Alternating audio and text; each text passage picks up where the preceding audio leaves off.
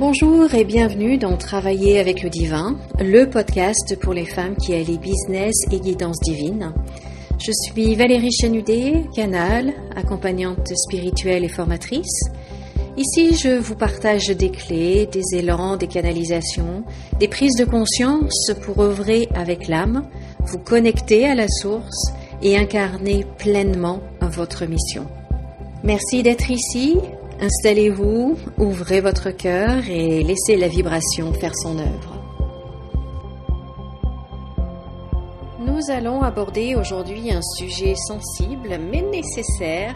Nous allons parler de la fausse humilité. Celle qui nous pousse à nous retenir, à rester discrète, à ne pas nous mettre en avant. Même si notre âme nous souffle très fortement, c'est le moment de rayonner.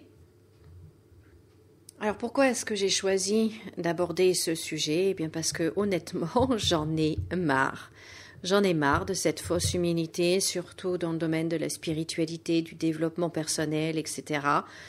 Parce que ce que l'on croit être de l'humilité, eh bien en fait, ça ne l'est pas toujours. Et j'avais envie de faire un épisode sur ce sujet-là.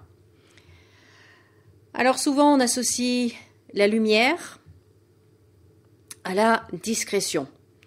On a appris à ne pas faire de vagues. On a entendu que les vrais guides restaient dans l'ombre. Que si c'est vraiment aligné, on ne doit pas forcer. Et du coup, en fait, on se tait, on se cache. On attend d'être appelé par je sais pas qui, je sais pas quoi, mais enfin on attend. Et là, honnêtement, je sais que je coche toutes les cases. Malheureusement pour moi, toutes les cases, je les ai déjà cochées. Et voilà, donc voilà, ça, je parle un petit peu de mon expérience aussi. Et donc on attend d'être appelé au lieu de se présenter, au lieu de se mettre en avant.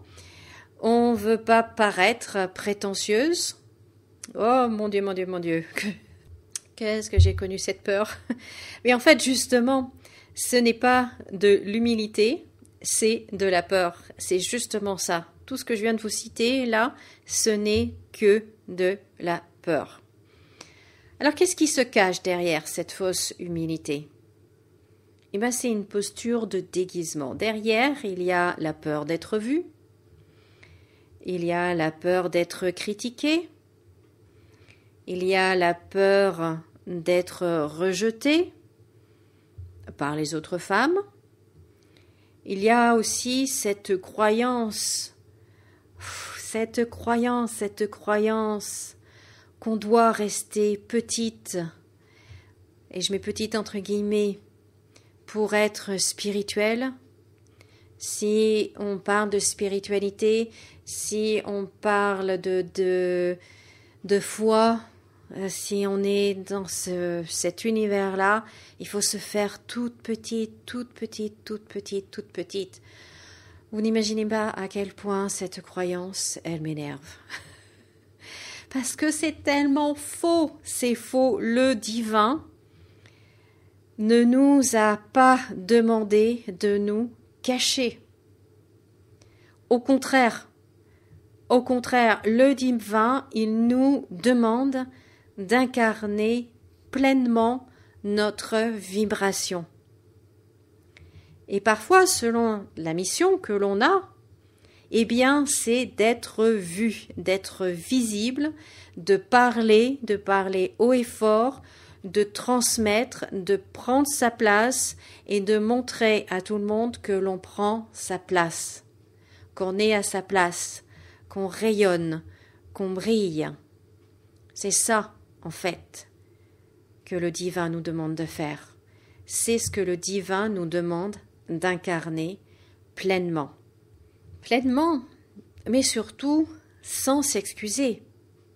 Oser briller sans s'excuser.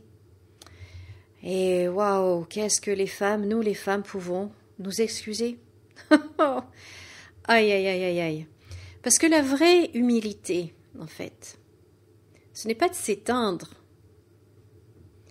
La vraie humilité, c'est de reconnaître que notre lumière, elle ne vient pas de notre ego, mais elle vient de notre essence.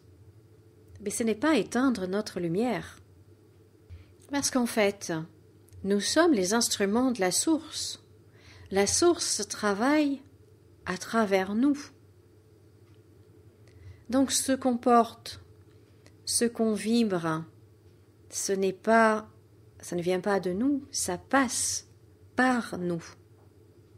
Et comme ça passe par nous, que ça vient de la source, le divin travaille à travers nous, eh bien, nous avons le devoir, en fait, de partager. Nous avons le devoir de montrer ce que la source nous transmet. Donc, être visible et oser être visible, ce n'est pas dire « regardez-moi, regardez-moi ». Je suis meilleur que les autres, regardez-moi, regardez-moi, je suis mieux qu'eux. Non, pas du tout. C'est de dire, je suis au service, je me rends disponible, voilà ce que j'ai à partager avec vous. Et je vous assure que de comprendre ça et d'intégrer ça profondément en vous, quand chacune de vos cellules vibre cette vérité-là, vous n'êtes plus la même, vous êtes transformé.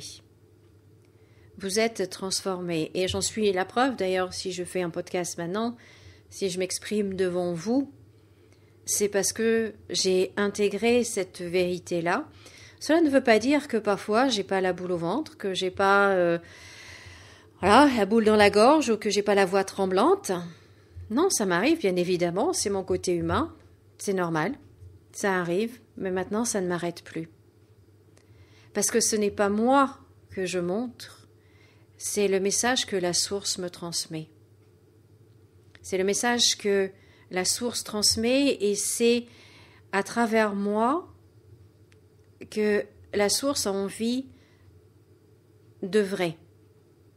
J'ai ma mission, elle m'a choisi, moi, elle a choisi mon âme pour accomplir cette mission dans cette vie-là, sur Terre. Et depuis que j'ai intégré ça, que j'ai accepté ça, c'est beaucoup plus facile. Alors, comment incarner sa puissance spirituelle? Donc déjà, voici quelques repères vibratoires pour sortir de cette fausse humilité. 1. Remplacer « je ne veux pas déranger » par « je suis un canal ». Vous ne vous exprimez pas pour vous mettre en avant. Vous vous exprimez pour laisser passer la lumière. 2. Et ça c'est important aussi.